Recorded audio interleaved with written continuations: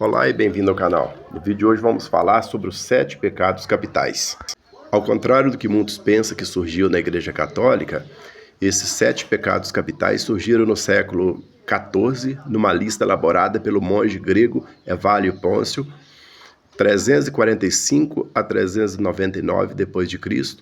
O objetivo desse monge, ao criar uma lista de pecados, era fazer um levantamento dos principais vícios que atrapalhavam uma rotina voltada ao exercício espiritual.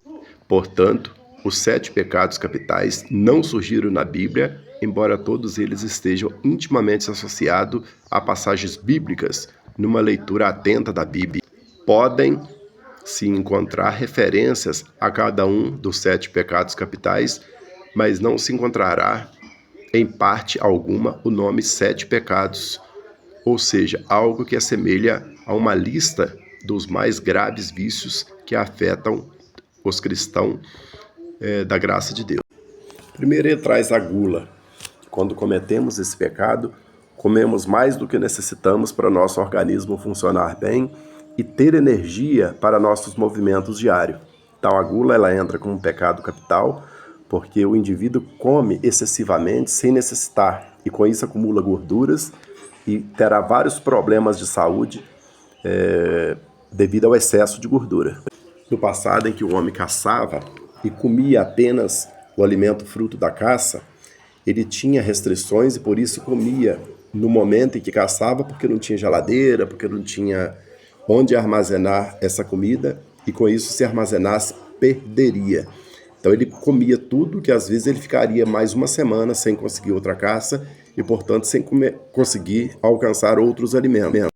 Hoje, com as indústrias alimentícias avançadas, é fácil encontrar comida e armazená-las em local como geladeira, os enlatados e outros produtos que, já com conservante, não perdem mais como antigamente. Portanto, esse pecado hoje é facilmente evitável. A preguiça descrita por esse monge e adotada a posteriori pela Igreja Católica é considerada um pecado capital na tradição cristã. Este pecado é visto como a falta de diligência e responsabilidade, levando o indivíduo à procrastinação em relação às obrigações e deveres. A preguiça é vista como um obstáculo para o crescimento espiritual e moral, pois impede a pessoa de cumprir suas responsabilidades e alcançar seus objetivos na tradição católica. A preguiça é vista como um pecado que pode levar os outros a outros pecados, como a ganância e a luxúria, e que deve ser evitada através do trabalho árduo e da dedicação às atividades virtuosas. Com o fim do socialismo ou comunismo, o capitalismo passa a privilegiar o esforço pessoal e a meritocracia. Então a meritocracia passa a ser um ativo do qual o indivíduo possui. E aí, ao vencer esse pecado capital, essa preguiça, ele passa a alcançar seus objetivos e prosperar na vida. Então é mais um fator que motiva o indivíduo, talvez não pela fé e não pelo dogma, a vencer esse vício, no caso a preguiça. A avareza é considerada um dos 7 pecados capitais na tradição cristã e listada pelo monge. Refere-se ao desejo excessivo e egoísta de acumular riquezas e bens materiais, demonstrando falta de generosidade e solidariedade para com os outros. A avareza é vista como um pecado que vai contra os princípios da caridade, da partilha e da compaixão, e que pode levar a pessoa, o indivíduo, a agir de forma egoísta, mesquinha e gananciosa. E ao contrário da gula, as pessoas passam então a deixar de se alimentar bem, de vestir bem, de viver bem, para guardar dinheiro, acumular riqueza e que nunca irá utilizar. Então há aquele dito pelo monge Dalai Lama que diz o seguinte: vive como se nunca fosse morrer e morre como se nunca tivesse vivido. Então passa a vida inteira vivendo mal para guardar dinheiro e ao envelhecer adoece e gasta todo o dinheiro para tentar recuperar a saúde, enquanto durante todo o processo deveria ter ido se cuidando, vivendo bem e evitando ter uma precariedade e uma vida ruim. A luxúria é como se fosse uma gula, mas não de alimentos, mas de desejo sexual desordenado. Um desejo sexual desequilibrado e que leva o indivíduo ao descontrole e a algo danoso à sua vida. Então ele refere-se ao desejo sexual excessivo, desordenado, descontrolado, que leva a pessoa a se envolver em práticas imorais e promíscuas.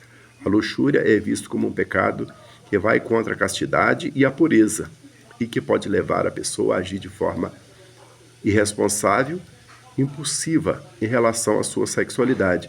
É considerado um pecado grave porque desrespeita a dignidade do corpo humano e o significado do amor verdadeiro, podendo levar a consequências negativas para a pessoa e para os outros. Então, muitos casos de pessoas que têm relações exageradas, inclusive sem uso de preservativo, não se contenta a ter apenas um parceiro sexual, mas vários, é o exemplo típico da luxúria. Independente do que prega o dogma, tanto da igreja cristã como do monge, é algo que, uma vez que praticado, pode ser, do ponto de vista material mesmo, algo danoso ao ser humano. Então, sexo sem camisinha, com vários parceiros e de forma inconsequente, pode levar o indivíduo a doenças e até mesmo à morte. A ira é o mais comum dos pecados capitais. Refere-se a um sentimento intenso de raiva, ressentimento, ódio, hostilidade em relação a uma pessoa, situação ou acontecimento. A ira é considerada pecaminosa, pois pode levar a vários atos de violência, agressão verbal ou física, vingança e destruição, causando dor e sofrimento a outros e negativamente impactando a pessoa que se manifesta. Na tradição cristã, a ira é vista como um obstáculo à paz, à harmonia e ao perdão. É condenada como uma atitude que vai contra o amor, a compaixão e a misericórdia. É importante aprender a controlar e canalizar a ira de forma positiva para evitar danos e promover relações saudáveis e construtivas. Muitas vezes uma fechada de trânsito ou insulto sem nenhuma relevância, os indivíduos tomados pela ira podem se agredir e agredir pessoas que talvez nem sequer nunca viram e nunca vão ver mais, pessoas que não vai significar absolutamente nada para ele após aquele episódio, mas tomado pela raiva, persegue e até violenta pessoas de forma desnecessária, uma vez que, se for equilibrado, dominado esse sentimento, ele para, respira e começa de novo, e aquilo ali não terá a menor importância no dia seguinte, na hora seguinte, enfim. É um pecado capital considerado pelos dogmas cristão e do monge, mas que também na prática é muito relevante. Tristice alieno bono, do inglês tristeza pela felicidade alheia. A inveja, também conhecida como cobiça, é considerada um dos 7 pecados capitais na tradição cristã e pelo monge Evalio Pôncio.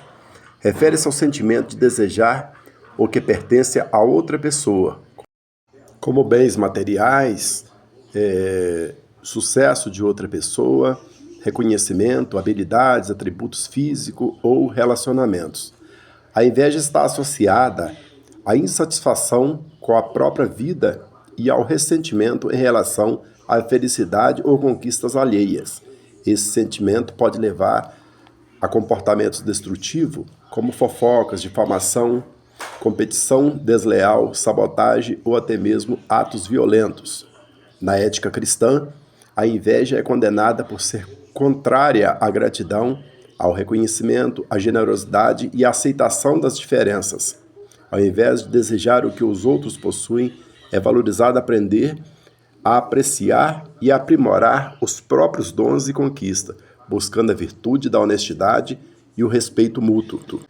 A inveja leva o indivíduo a não olhar e reconhecer com gratidão suas conquistas, mas focar só nas conquistas e nos bens conquistados por outras pessoas.